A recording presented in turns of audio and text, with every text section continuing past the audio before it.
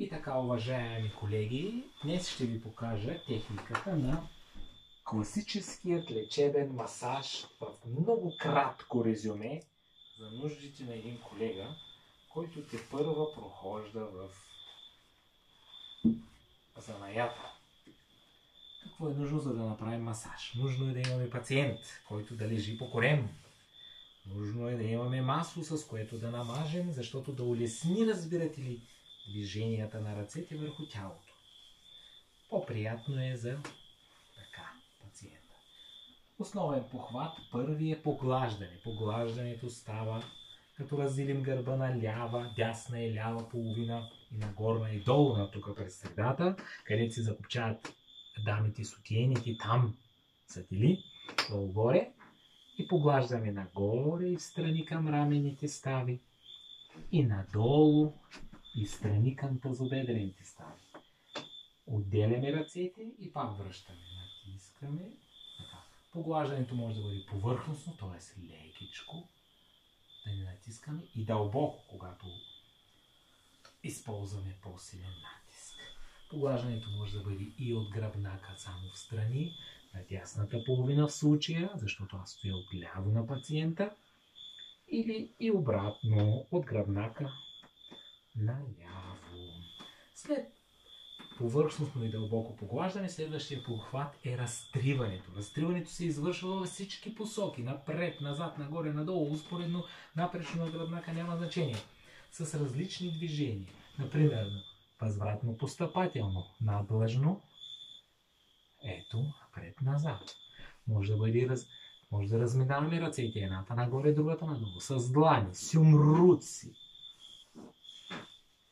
И от този вид, с кръстосване на ръце, с палци спираловидно,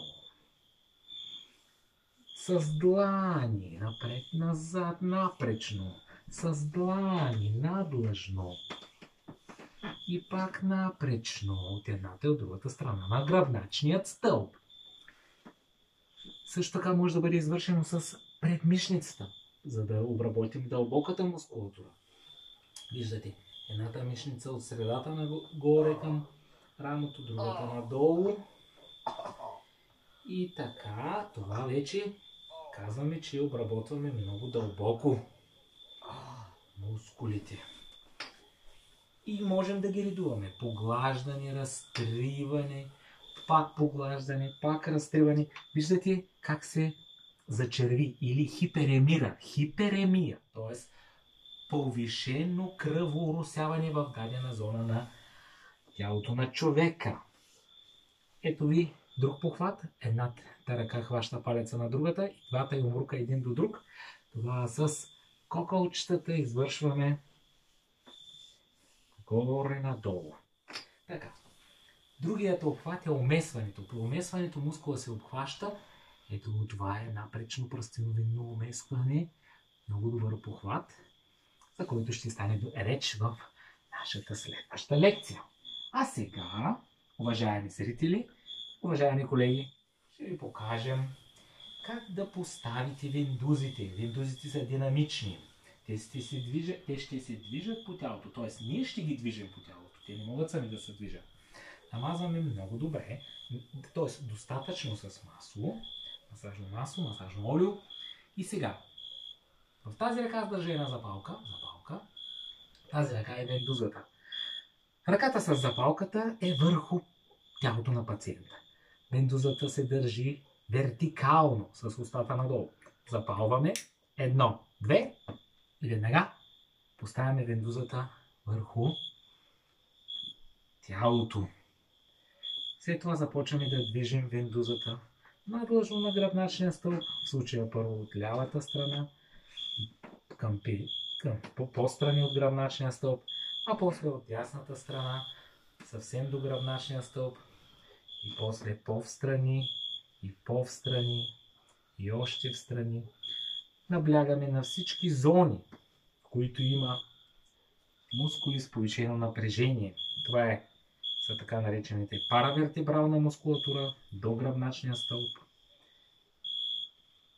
мускулите на раменния пояс, ромбовидните мускули, трапеца, мускулите на вратлето или шията.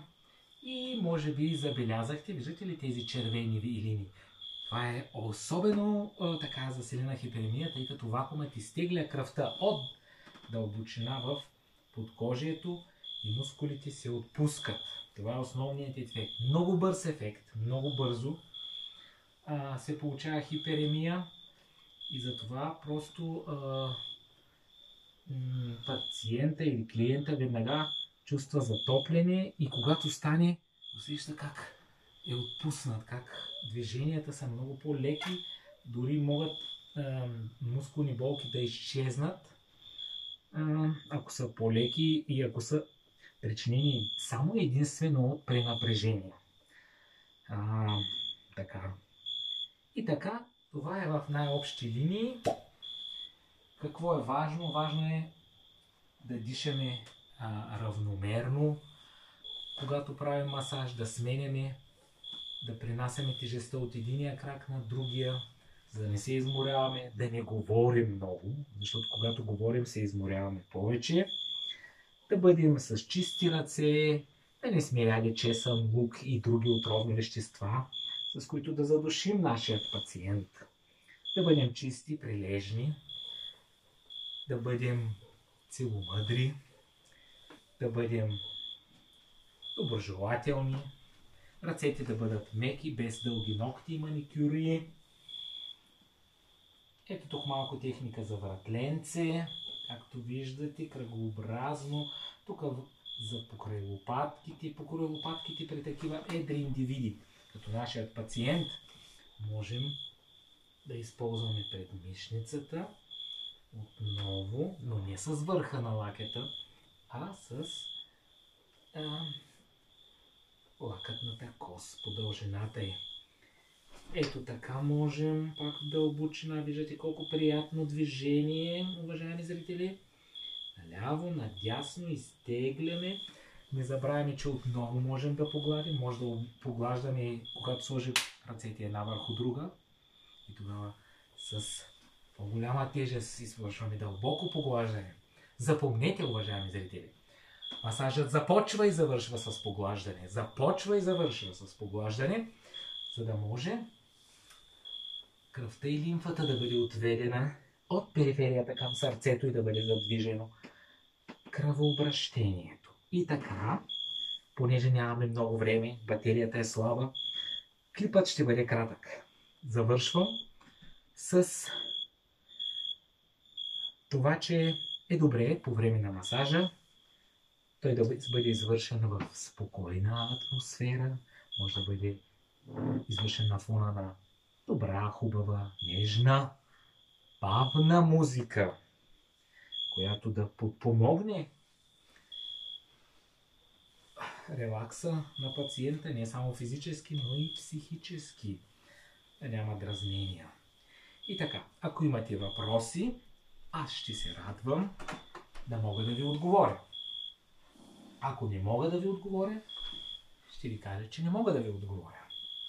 И така, с това нашето предаване завърши. Сърдечни поздрави от моят пациент Ян Колев и моя милост Васко Димитров от Горско Калугерово. До нови срещи. Сега да видим как ще го натиснем той с мазното кутренци. Не. Сега е така. Опа! Оп!